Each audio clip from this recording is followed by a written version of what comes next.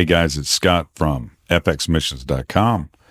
Just a note, I've finished the trilogy of Anthologies from the Forefront, and all 3 books are currently available on Amazon. Take your leadership to the next level. It's time for the Foundational Missions Leadership Moment with Scott McClelland of FX Missions. Hi, Scott McClelland with your FX Missions Leadership Moment. Thanks for being here with us. We're in the middle of a series on relationships. We're going to have a number of these that we dig into. It's kind of a wasteland, no question. When it comes to relationships, there's a lot of history out there, and even some of it good. So, Lord help us, because are relationships important? I think about something that Gandhi said: priorities are expressed through actions. That's, of course, a loose paraphrasement. What we do is what we value. That's hard medicine, really. When we think about how do we value relationships, how we behave in relationships is a clear indication of actions expressing priorities. If we value relationships, then we're going to invest ourselves. Relationships are truly extremely important to life, to what we're doing. We've got to value those. And, we're told in the scripture that we are to consider the things of others and not just our own things. Why is it said that way? I think it's said that way because we naturally consider our own things. It comes without difficulty to kind of think about, okay, what have I got going on, and how would I like to do that, and how would I like to see things happen, and what's in it for me is extremely natural. And it also can be a super significant block, if you will, to relationships. Selfishness is a destructive thing when it comes to any kind of mutuality. So maybe we'll double back on a selfishness piece here, but for now, we're not talking about that. Valuing relationships key to life, both in this life and in the life to come. We got to keep that in mind. Relationships are something we're going to have in eternity. And we need to keep our minds and our thoughts and our hearts open to consider the things of others, not just our own things. Now, as I'd mentioned in the last podcast, we want to talk a little bit about loyalty here and about betrayal. Loyalty and betrayal. We know the Lord experienced betrayal. Judas is a prime example of that. I really believe that Jesus, in his life and in his earthly ministry, gave himself to people. And he knew, let's think about it. Jesus knew who would betray him. And how did he approach that relationship? Did he approach that relationship where he was holding himself back, or where he was less than, I'm going to say, transparent or sincere? He knew the betrayal was coming. He knew who it was going to do it, and he knew all this very likely when he actually called Judas to be one of the 12.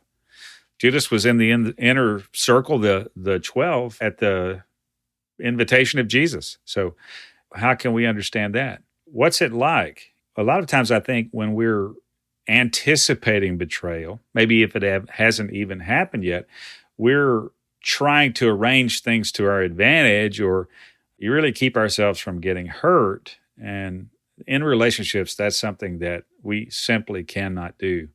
We can't keep ourselves from getting hurt if we're going to relate to people transparently.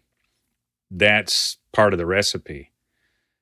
Might consider it an unfortunate feature of the recipe, but it is part of the recipe. So if we're going to enter in with our hearts, we have to realize in advance that betrayal is a possibility.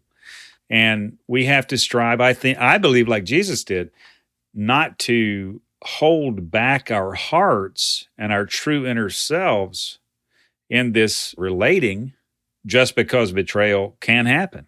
We need to be transparent. Betrayal can happen, and it does happen. And the Lord heals us. If you've been betrayed in a close relationship, I want to encourage you to seek the Lord's healing over that and present that to the Lord. The way you know that you've been healed in these kinds of things Some of you might realize you're realizing right now you haven't been healed because as I bring up betrayal, you're feeling pain. If you feel pain, you're probably not all the way through it. But if you're not, the Lord's committed to your healing, even if you have some responsibility in the mess that was made. So I want to encourage you, just ask the Lord to heal your heart from betrayals that have happened to you. And the way you'll know that you're healed is that you won't feel pain again. You won't feel pain when it's brought up. And number two, you'll notice in yourself a willingness to be vulnerable again. And so that's hard, I realize, but it is real. Now, the concept of loyalty in relationships, how important is loyalty to relationships? Loyalty is the opposite of betrayal. It means that we can be close to someone, maybe know things about them that no one else knows, and we keep that to ourselves. I think of a proverb that says that whispering or sharing secrets is the way that friends get divided. And what that, I think, to me means is that we're sharing the secrets of someone that we have a close relationship with somebody else. That's disloyalty or, in some cases, betrayal. So we want to be loyal to our friends. We want to be loyal to those that we have a relationship with. And part of loyalty, there's a deep subject there, but it's one thing I want to mention. Part of loyalty is believing the best.